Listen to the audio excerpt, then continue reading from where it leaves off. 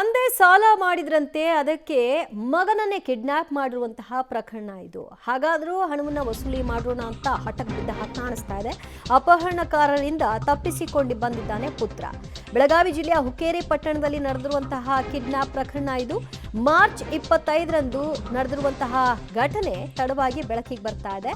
ಹುಕ್ಕೇರಿ ತಹಶೀಲ್ದಾರ್ ಕಚೇರಿಯ ಸಿಪಾಯಿ ಬಸಪ್ಪ ಕೋತಗಿ ಎಂಬಾತನ ಅಪಹರಣ ಆಗಿರೋದು. ಬಸಪ್ಪ ಕೋತಗಿ ಹುಕ್ಕೇರಿ ತಾಲೂಕಿನ ಇಸ್ಲಾಂಪುರ ಗ್ರಾಮದ ನಿವಾಸಿಯಾಗಿದ್ದಾರೆ. 3 ಲಕ್ಷ ಹಣವನ್ನ ಇವರು ಸಾಲವನ್ನಾಗಿ ಪಡ್ಕೊಂಡಿದ್ರಂತೆ. ಈ ಸಾಲವನ್ನು ವಸೂಲಿ ಮಾಡಲಿಕ್ಕಾಗಿ ಅಪಹರಣಕಾರರು ಪ್ರಯತ್ನವನ್ನ ನಡೆಸಿದ್ದಾರೆ. ಅದರ ಭಾಗವಾಗಿ ಅವರ ಪುತ್ರನನ್ನೇ ಅಪಹರಣ ಮಾಡಿದ್ದಾರೆ.